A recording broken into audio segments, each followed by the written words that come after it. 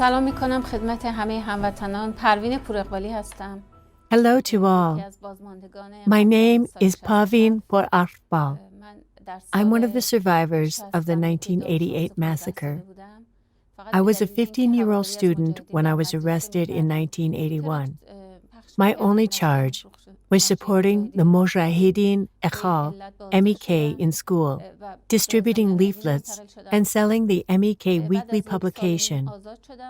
I was transferred to Evin Prison. I was freed after a year and a half.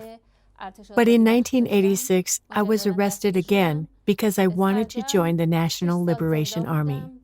In total, I spent 6 years in Evin Prison. I was released in 1991. During the massacre, I was being held at Hall Number 2 of Evin Prison. During the massacre, when 30,000 political prisoners, 95% of whom were women and men of the MEK. Of course, I have to say all of the female political prisoners who were executed in the 1988 massacre were all affiliated with the MEK. اگر بخوام یک مختصری از اون زمان بخوام بگم، در مرداد ماه سال 67 اعدام شروع شد. If I were to give a brief summary of that time, in July 1988, the executions began. At that time, we had no way of communicating with the outside. The only communication was visits, which occurred monthly or bi-weekly. There were no telephones, so we couldn't communicate with families through telephone. We could only communicate through visits. But in July, all visits were banned. All the prison doors were closed, and there was no traffic to the outside.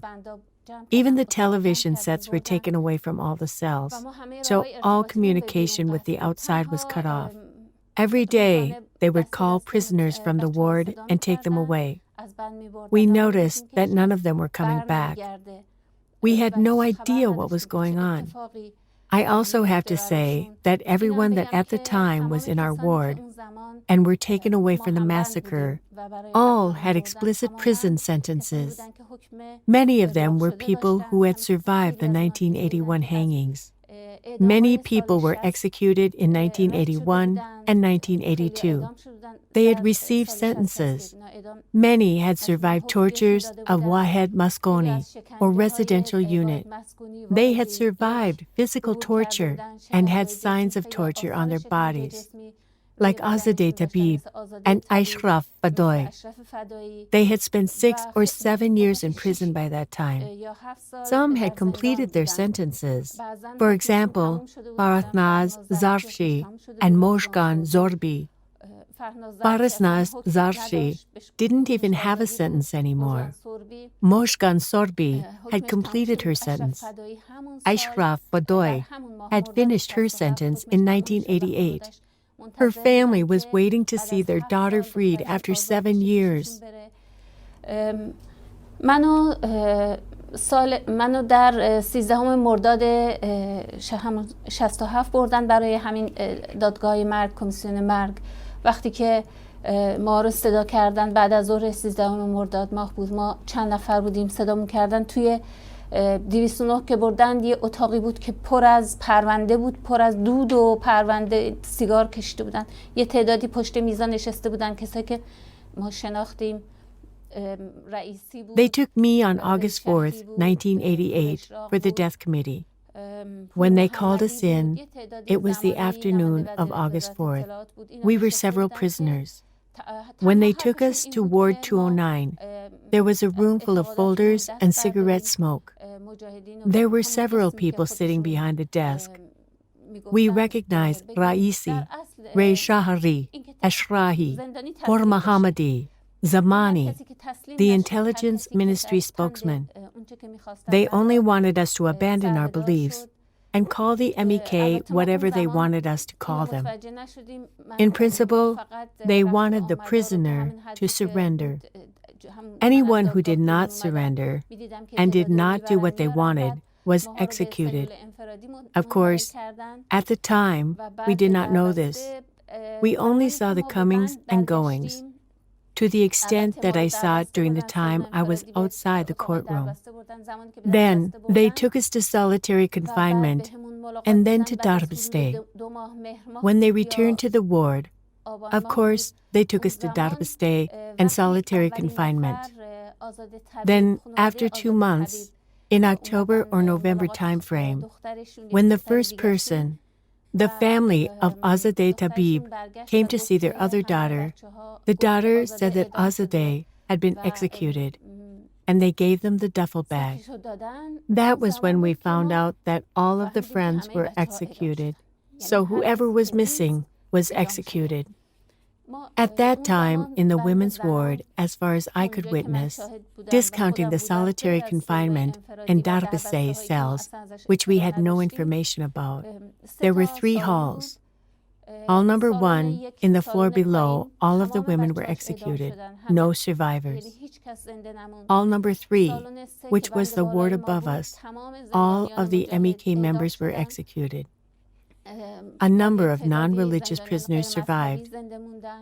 In our ward, 2 rooms were completely emptied. Each room contained 25 to 30 people. 2 of them were completely emptied. They took a lot of people from other rooms. I can't give exact statistics, but I know that a ward and a hall were completely emptied. In another hall, half of the prisoners were taken away to be executed, and in our ward, at least 2 rooms were completely emptied and all executed.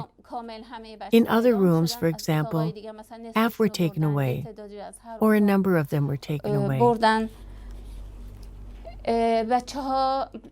The prisoners who were there included arrested minors, students, university students, housewives with kids, mothers, husbands and wives who were executed together. They were all people who chose to commit to the ideal of freedom. When in the kangaroo courts, henchman Raisi, who had become the regime's president, offered them to surrender, the prisoners refused to surrender. They declared a historic and loud no to the henchmen and sacrificed their lives for the ideal of freedom. This path is continuing by younger generations. We, the MEK, and young people of Iran will continue this path until the regime is overthrown. حمید نوری یا حمید عباسی که دادیار در زندان بود در اون زمان در زندان‌های اوین و گوهردشت محاکمه شده.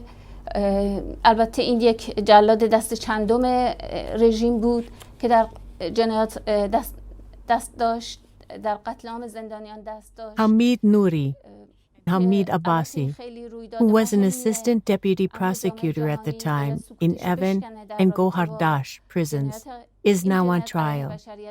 He is, of course, a minor henchman in the regime who was involved in the crimes and massacre of political prisoners. Of course, this is a very important event, but the international community must break its silence with regards to this crime against humanity. The mass murder of 1988, where more than 30,000 female and male political prisoners were hanged. The leaders of the regime, including Raisi, must be put on trial so that the truth can be known. The regime is currently trying and has made all efforts to erase all traces of the crime. It has destroyed mass graves in various cities, like Awaz and Tabriz, and it's built roads and buildings on top in order to eradicate the evidence. We, of course, will not let it do this, and it cannot get away from accountability and justice.